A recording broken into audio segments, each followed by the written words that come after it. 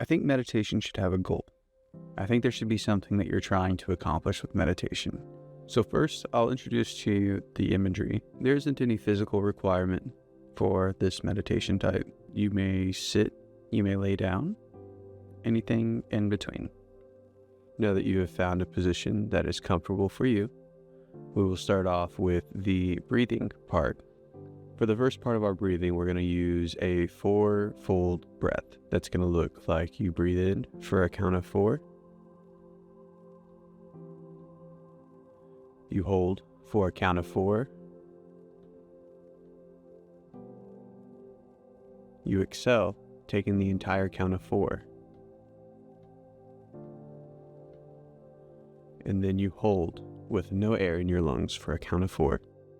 You're going to repeat this cycle. Our breathing patterns are often skewed.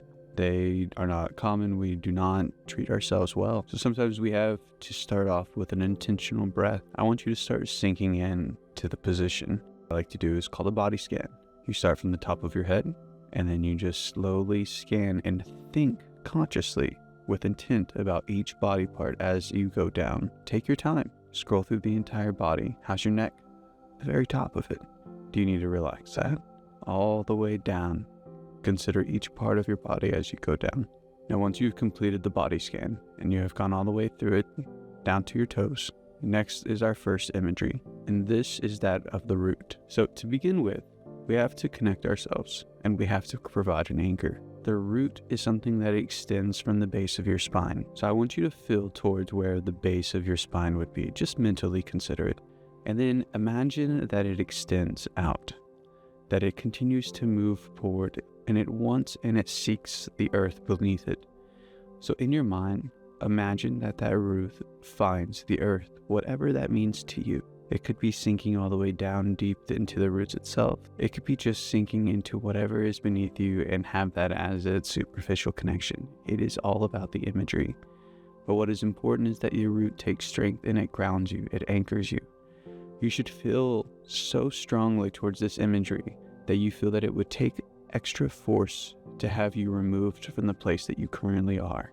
Continue to let the root grow. As the root grows and your body relaxes, you will notice small twitches. It's important that you let your body react to those twitches appropriately. You don't try to control them. They are putting your body in the correct position. It's my belief that meditation creates a found structure for the body, mind, and spirit. And only when all three of those are aligned can you truly act as one with the intent. So with these steps, you have completed the body portion of the meditation. Your body is set. You have a foundation. So next we'll continue on with the mind. Next, let's talk about the mind.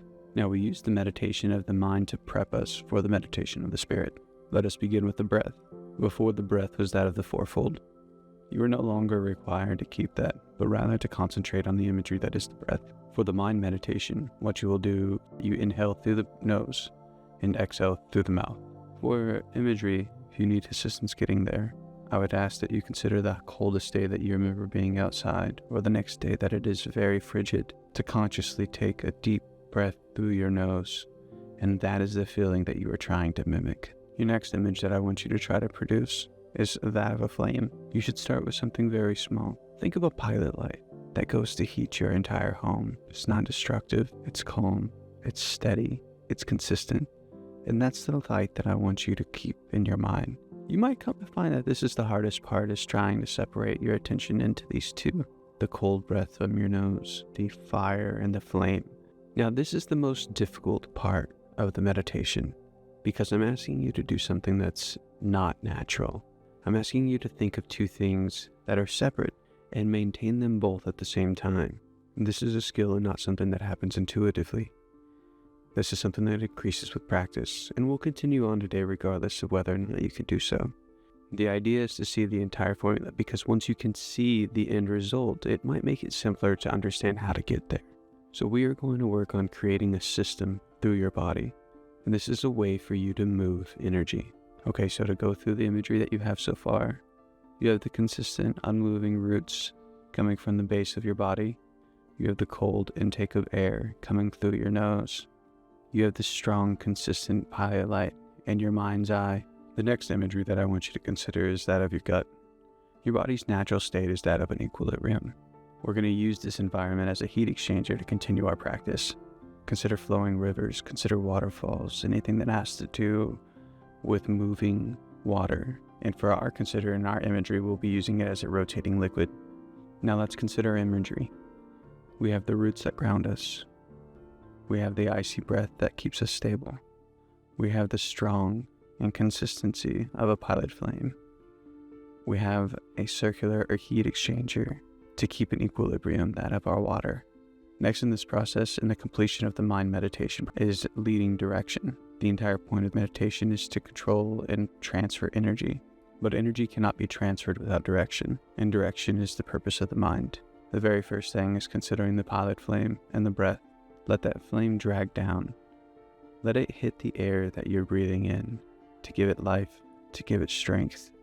Let that flame be directed towards the wet environment that is your stomach. And just try to get it to that point first. That's the hardest part here. It's not something that you should absolutely rush and try to get to as fast as possible.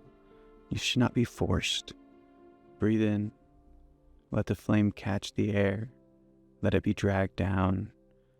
Let the fire drag down and create a little bit more strength. Just enough to get it down to the water. As it hits the water circle, let it die. Continue that.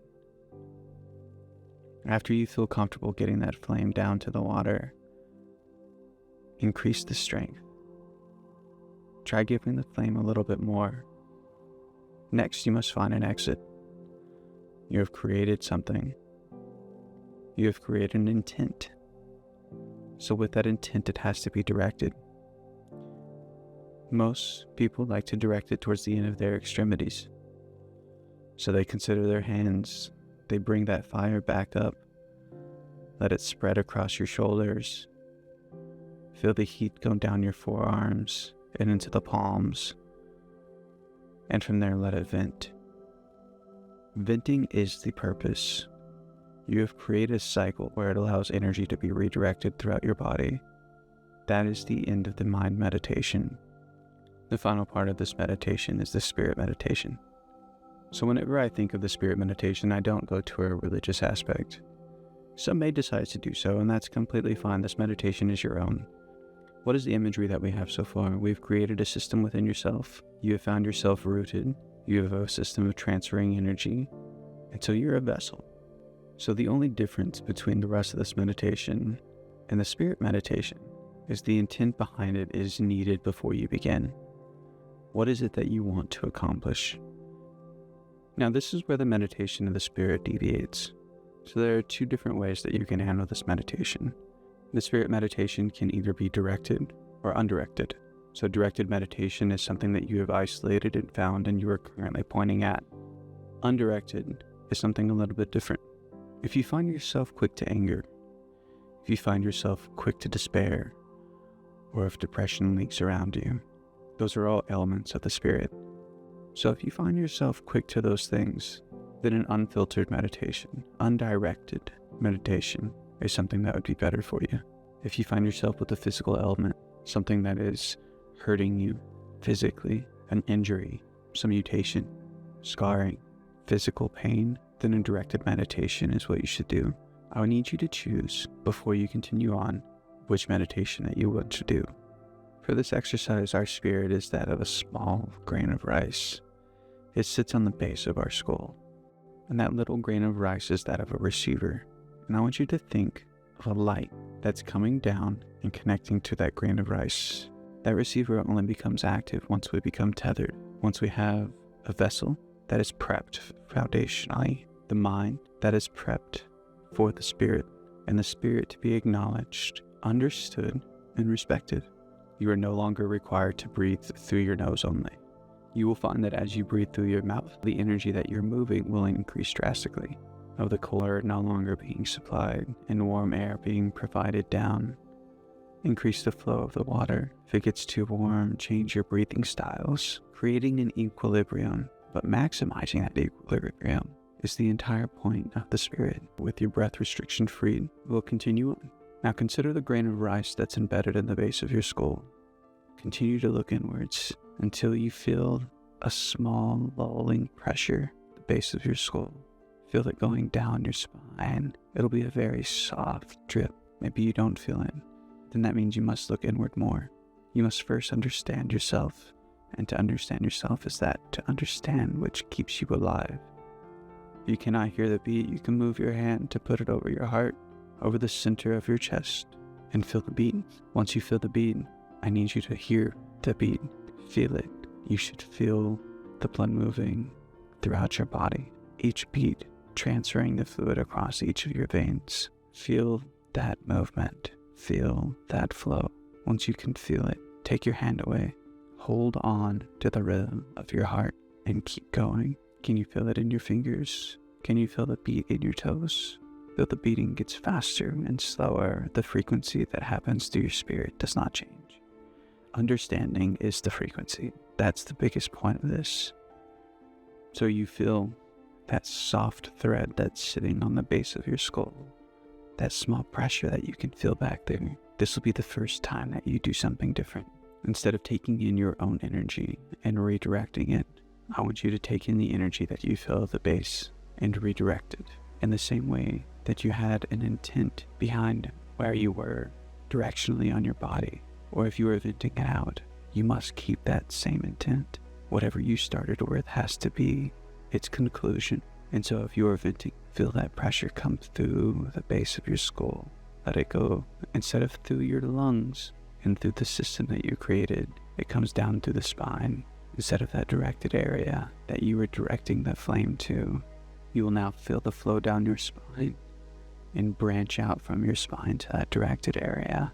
If it's in your lower body, it goes down to the base, comes through your nerves and spreads down. It's holding the frequency itself doesn't feel normal. So hold this for as long or as little as you would like. But that's the way that I meditate.